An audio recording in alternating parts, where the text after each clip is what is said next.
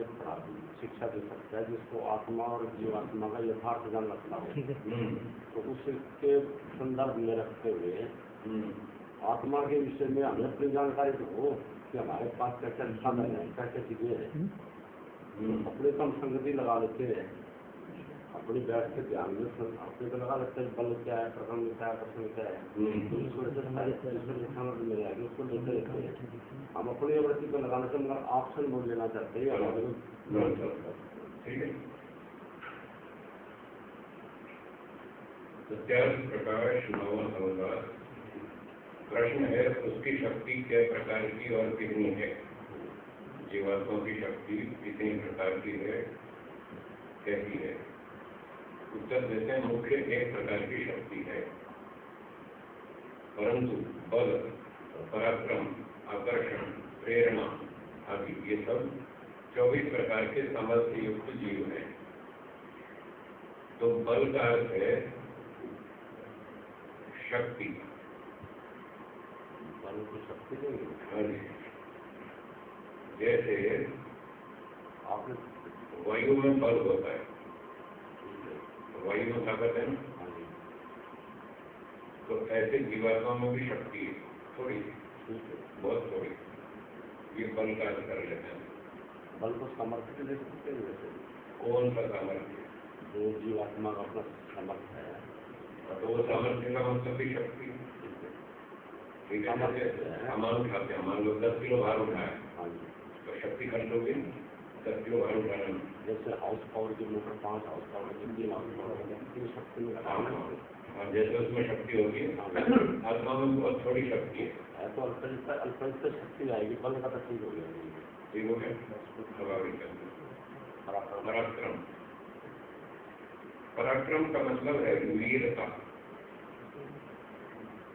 हम सोचते हैं कि फलाना राजा बहुत पराक्रमी है। स्वामी जी एक चीज और इससे पहले एक और भी बात होती है कि ये शक्ति में अभौतिक है ही है। मैं भी अभौतिक ही कह रहा हूँ। हाँ जी, अभौतिक सारी 24 अभौतिक है, सारी की सारी। ठीक है। हाँ, तो पराक्रम मतलब वीरता। ठीक हो गया, ये उसका एक गुण हो गया। फिर है आकर्षण। जीवात्मा दूसरों को अपनी ओर आकर्षित करता है। ठीक है, ठीक है, अपनी ओर खींचता है। फिर है प्रेरणा। तो प्रेरणा जैसे मन को प्रेरणा देता है, आत्मा मन को प्रेरित करता है, मन इंद्रियों को प्रेरित करता है। एक तो ये प्रेरणा। दूसरा प्रेरणा का मतलब है जैसे हम किसी को कहते हैं भाई व्यायाम किया करो, आपका शरीर अच्छा हो जाएगा, और संयम से रहा करो, गुस्सा मत किया करो, ऐसे हम एक दूसरे को प्रेरित करते रहते हैं। तो ये प्रेरणा भी उसका एक प्रभाव है, एक शक्ति है, ये भी एक गुण है उसका। फिर है गति।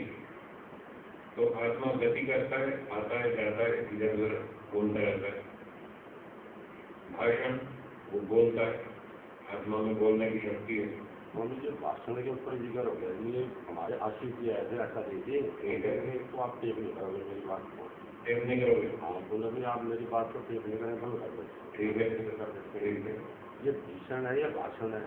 तो उन्होंने इसको स्वीकार करा, भाषण है, भीषण नहीं करेंगे। यहाँ तो भाषण लिखा, यहाँ तो भाषण लिखा, मगर किसी और पुस्तक में उन्होंने स्वीकार किया भाषण ठीक है, वो ऐसा कह रहे। महात्मा प्रभुवास जी की पुस्तक जो है उसमें भी उन्होंने भाषण कर रखे हैं, वो 3 बदल दी उन्होंने, भीषण को भाषण कर दिया। कोई बात नहीं, भीषण कर ले तो भी समस्या नहीं है, भाषण कर ले तो भी समस्या नहीं है, दोनों असंगति बैठ जाएगी। तो भाषण का अर्थ बोलना, ठीक है, ठीक है, और भीषण हो तो भयंकर। ठीक है, तो जीवात्मा ब्लैकमेल भी करता है, धमकाता भी है दूसरे को। हरियाणा में तो खूब धमकाते हैं, या तो बात भी ऐसे करते हैं तो लगता है धमका रहे हैं। बोलता है नहीं, यहाँ पर ये बात हो रही है कि उसमें बोलने की शक्ति है। यहाँ तो ओरिजिनल शक्तियाँ बताई जा रही, ये नहीं कह रहे कि बिना शरीर से बोलता है, ये नहीं कह रहे, उसमें बोलने की शक्ति है। ये हो गया भाषण, ठीक है। इसी को और भी विद्वान जो हैं, जैसे हमारे प्रदुम्न जी हैं, तो उनको ये कहते भाषण तो वो बोलेंगे जिसकी वृत्ति हो भाषण देने की, मंच पे बैठने की, माइक पे बैठने की, वो तो भाषण को स्वीकार कर लेते हैं। और डॉक्टर सुरेंद्र जी ने इसको स्वीकार कर दिया, प्रचार प्रकाश छपवाया ही है। उन्होंने कहा कि भाषण नहीं होगा हमारा, आप इसमें लगाएंगे तो भाषण करो, हमें क्या मतलब कोई बात नहीं हो जाए, हमें कोई दिक्कत नहीं, ठीक है। हाँ जी कोई बात नहीं, ठीक है। हाँ वो सिद्धांत के विरुद्ध नहीं होना चाहिए बात, ठीक है। चलो थोड़ा भाषण हो गया, बोलने की शक्ति है विवेचन। तो जीवात्मा विवेचन करता है, ये ठीक है या ये ठीक है या ये ठीक है, ये करूँ वो करूँ क्या करूँ, वो सारा एनालिसिस करता है। बुद्धि भी ले सकते हैं, बुद्धि भी ले सकते हैं, निश्चय बुद्धि भी लगती है। बुद्धि से तो निर्णय करता है वो तो अलग चीज हो गई। यहाँ ये बताया जा रहा है जीवात्मा में विवेचन करने की क्षमता है, ये क्षमता ही बताई जा रही है उसकी, ठीक है। तो उसमें विवेचन करने की क्षमता है, वो एनालिसिस करता है कि ये चीज अच्छी है या वो अच्छी है, कौन सी अच्छी है, ये क्षमता उसकी। फिर है क्रिया, तो क्रिया का मतलब वो कर्म करता है, अच्छे बुरे सब प्रकार के कर्म करता है। कर्म करने की उसकी एक शक्ति है जिससे वो सारे अच्छे बुरे कर्म करता है, ये क्रिया का अर्थ हो गया, ठीक है। क्रिया के बाद उत्साह, तो उत्साह तो आप समझते ही, जोश होता है व्यक्ति में कि मैं ये करूंगा, मैं ये करूंगा, इसको उत्साह बोलते हैं। और मैं कर लूंगा, बिल्कुल कर लूंगा, इसको उत्साह कहते हैं। फिर है स्मरण, तो याद भी कर लेता है, बहुत सी बातें याद रहती है, उसके बिना व्यवहार नहीं चलेगा, याद भी रखनी पड़ती है। स्मरण के बाद है निश्चय, अब वो निश्चय करता है कि ये करूंगा, ये नहीं करूंगा, ये ठीक है, यही ठीक है, पक्का निश्चय हो गया यही ठीक है, और ये ठीक नहीं है, यही ठीक है, यही काम करूंगा, ये नहीं करूंगा, ऐसा वो डिसीजन लेता है, निश्चय करता है। सत्य संकल्प से है सत्य संकल्प लगता है, इसको लेते हैं वो देख लेते हैं, निश्चय करता है। वो किससे करता है वो अलग प्रश्न है, वो निश्चय करता है, उसमें इतनी क्षमता है, ठीक है। विवेचन भी करता है और निश्चय भी करता है। चलिए आगे, इच्छा, बातों में इच्छा है, उसको सुख प्राप्ति की इच्छा है, वो स्वाभाविक है, बताइए रहती इच्छा सुख की। फिर प्रेम भी है, उसको किसी चीज कोई चीज अच्छी लग गई, उसको प्रेम हो जाता है, मिठाई से, फलों से, संपत्ति से, धन से और मकान से, सम्मान से, कई चीजों में उसको प्रेम हो जाता है। व्यक्तियों से भी हो जाता है, मित्रों से हो जाता है, माता पिता से हो जाता है, पति पत्नी में आपस में प्रेम हो जाता है। एक ही बात है, यहाँ तो एक ही बात है, आगे राग आ जाता है। अभी तो मूल शक्तियों की चर्चा है। फिर वो प्रेम कहीं तो प्रेम के रूप में रहेगा, कहीं राग का रूप बदल लेगा, तो वो मूल शक्ति तो वही है प्रेम वाली, आगे वो फिर बिगड़ जाती है राग के रूप में। फिर है द्वेष, तो जीवात्मा द्वेष ही करता है। तो आप क्या द्वेष करें? द्वेष का अर्थ है उसको कोई चीज पसंद नहीं है, तो कहता है ये नहीं चाहिए, इसको कहते हैं द्वेष, हटाओ हटाओ ये नहीं चाहिए। हाँ अनिच्छा कह लो, ठीक है, अनिच्छा या द्वेष एक ही बात है। तो जीवात्मा में एक द्वेष है, वो है दुख से द्वेष। दुख को चाहता है, तो दुख को पसंद नहीं करता। पहले फर्क हो चुका है, दुख से तो पहले फर्क हो चुका है। नहीं, बात तो वही है ना कि उसमें ये द्वेष वाली क्षमता है या नहीं है। चलो मूल में तो है, आप मूल को पकड़ के चलो, प्रसंग को मत छोड़ो मत, प्रसंग को छोड़ो नहीं। वो ये सारे काम मुक्ति में करता है या संसार में करता है, ये चर्चा नहीं चल रही। चर्चा ये चल रही है जीवात्मा में ये शक्तियां हैं या नहीं है, ये चल रही है, टॉपिक पकड़ के चल रही। तो क्या उसमें द्वेष की क्षमता है या नहीं है? तो मूल में घर भी रह रहा तो ना तरह मैंने क्या बोला, इसमें द्वेष है या नहीं है? तो मान के चलेंगे द्वेष है, इसको समझना है। समझना ये है कि वो दुख से द्वेष करता है, उसको दुख नहीं चाहिए। ये बात जीवात्मा में है या नहीं? है बोल रहा हूँ, बात खत्म हो गई। तो यही तो बता रहा हूँ उसमें क्या है, वही तो समझा रहे हैं क्या क्या है। तो उसमें एक द्वेष नाम का गुण भी है, वो दुख को पसंद नहीं करता, वो स्वभाव है। और कई चीजों में द्वेष हो जाता है, वो तो किसी कारण से होता है, पर दुख से तो स्वाभाविक द्वेष है, वो सदा ही रहता है, तो द्वेष भी है उसमें। फिर संयोग है, वो शरीर के साथ संयोग करता है, आत्मा का शरीर से संयोग है तो जीवन है, तो संयोग के बाद विभाग भी है, आत्मा शरीर से विभाग कर देगा, मृत्यु हो जाएगी। जब तक शरीर से संयोग है तब तक उसका जीवन कहलाता है, वो जीवित है।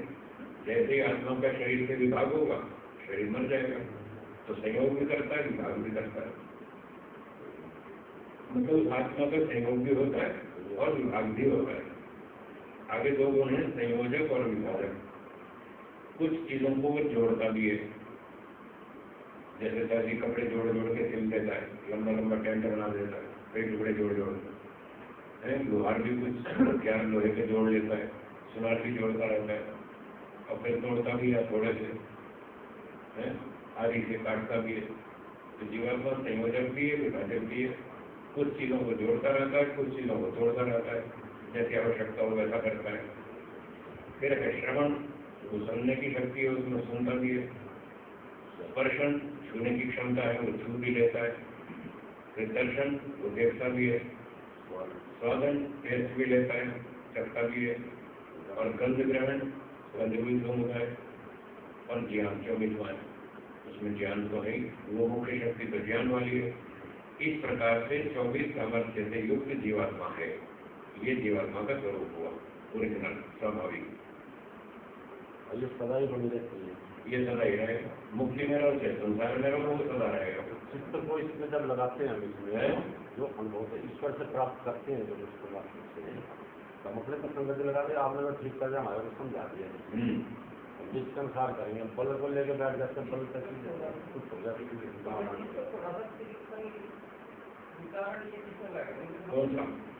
मुख्य एक प्रकार की शक्तियाँ 24 मुख्य है ज्ञान। आपके पक्ष में कौन सा है मुख्य?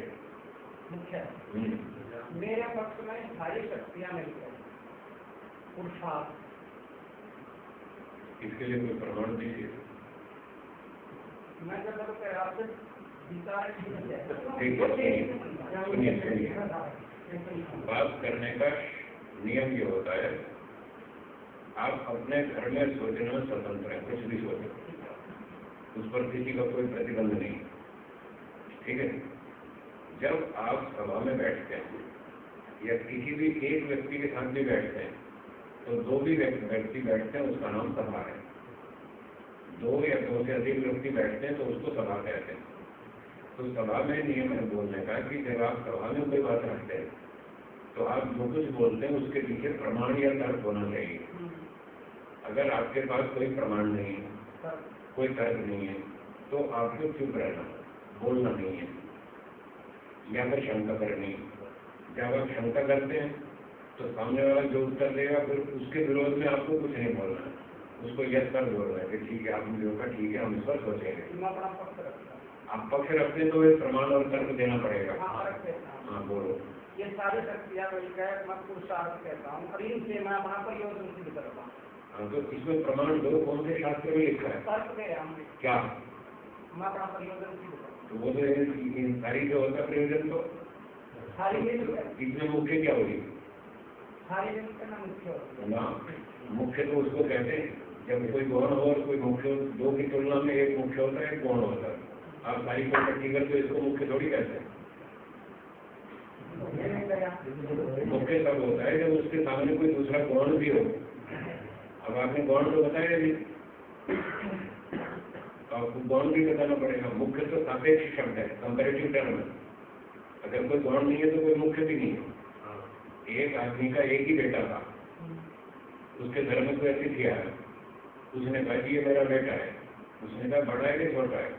उसने कहा एक यही बड़ा है, यही छोटा है। दो हो तो कहूँगी ये बड़ा है कि ये छोटा है।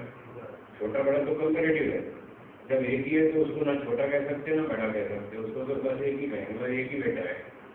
तो जब मुख्य और गौण दो शब्द प्रयोग होते हैं तो कम से कम दो होने चाहिए, एक में नहीं मुख्य कह सकते, उसके कंपैरिजन में गौण भी होना चाहिए। गौण तो आपने बताया नहीं, तो ये आपका अपने व्यक्तिगत विचार है, व्यक्तिगत विचार अपने ताले में रखो, उसको यहाँ नहीं बोलना। यहाँ जो बोलना है तो प्रमाण चाहिए और तर्क चाहिए, हाँ विचार करो। तो ये शास्त्र का नियम है बोलने का। जब सवाल नवा प्रवेशव्य वक्तव्य व समंजस, या तो सभा में जाओ मत और जाते हो तो फिर ठीक ठीक बोलो। ठीक ठीक बोलने का नियम है, प्रमाण और तर्क से बोलो, नहीं तो चुप रहो, नहीं तो सुनो और फिर उस पर विचार करो। 2 साल में 5 साल में आ जाएगा समझ, हाँ जी बोलो।